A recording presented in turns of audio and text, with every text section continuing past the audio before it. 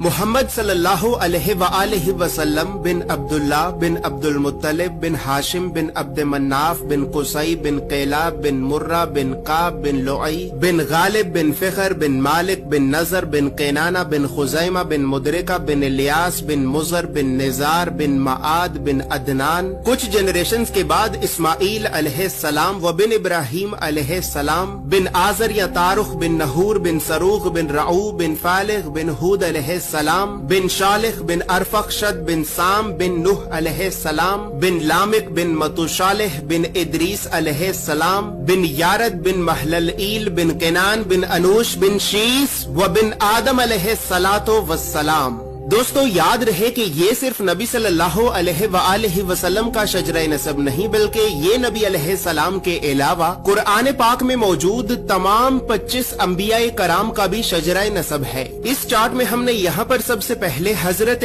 آدم علیہ السلام سے لے کر نبی صلی اللہ علیہ وآلہ وسلم تک تمام 25 انبیاء کرام کے ناموں کو ایک ترتیب کے ساتھ لکھا ہے، اور پھر ہر نبی کا قرآن پاک میں کتنی مرتبہ نام لے کر ذکر کیا گیا ہے۔ ان تمام انبیاء کرام کو لوگوں کی ہدایت اور رہنمائی کرنے کے لیے جن علاقوں اور شہروں کی طرف بھیجا گیا تھا، تو ہم نے اس چارٹ میں ان تمام علاقوں اور شہروں کے ناموں کو بھی لکھا ہے۔ اور سب سے خاص بات یہ ہے کہ یہاں پر ہم نے سبز رنگ سے نبیوں کے ناموں کو لکھا ہے اور سرخ رنگ سے رسولوں کے ناموں کو لکھا ہے، تاکہ آپ کو بآسانی معلوم ہو سکے کہ ان 25 نبیوں میں سے نبی کون تھے اور رسول کون تھے۔ اس کے علاوہ اس چارٹ میں ہم نے اللہ رب العزت کے 99 صفاتی نام اور پھر ان ناموں کے نیچے ہم نے ڈیبیٹڈ پروفیٹس یعنی ان 10 نبیوں کے ناموں کو بھی لکھا ہے کہ جن 10 نبیوں کے نبی ہونے کے بارے میں تمام مسلمان علماء میں اختلاف پایا جاتا ہے، کیونکہ ان 10 نبیوں کو قرآن پاک میں کہیں پر بھی نبی نہیں کہا گیا ہے۔ اس کے علاوہ چارٹ میں موجود سرخ رنگ 5 اولو العزم نبیوں کو ریپرزینٹ کرتا ہے، جبکہ بلو کلر بنی اسرائیل کے نبیوں کو ریپرزینٹ کرتا ہے۔ اور اسی طرح 25 نبیوں میں سے 23 نبی ایسے بھی ہیں کہ جن کا ذکر قرآن کے علاوہ تورات، زبور اور انجیل میں بھی موجود ہے۔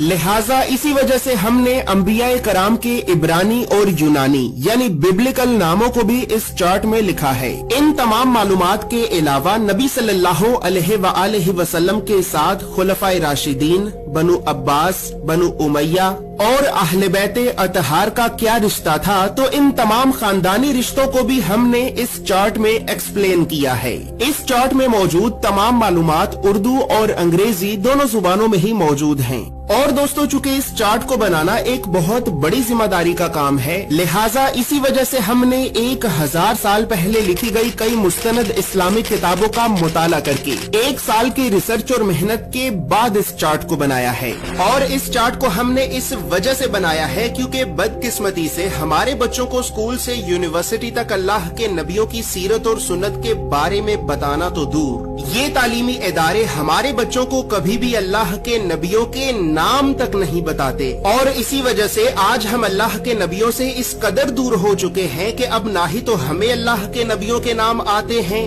اور نہ ہی ہماری اولاد کو۔ لہٰذا گھر کے ماحول کو اسلامی اور علمی اعتبار سے بہتر کرنے کے لیے اور بچوں میں بچپن سے ہی انبیاء کرام کے بارے میں جاننے کا اور تحقیق کرنے کا شوق پیدا کرنے کے لیے ہم نے اس چارٹ کو بنایا